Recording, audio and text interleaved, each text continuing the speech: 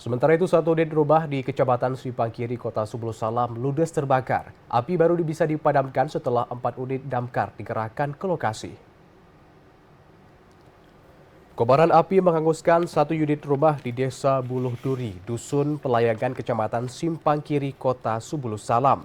Para warga yang menyaksikan kejadian tersebut sempat panik, namun segera berupaya memadamkan api dengan alat seadanya.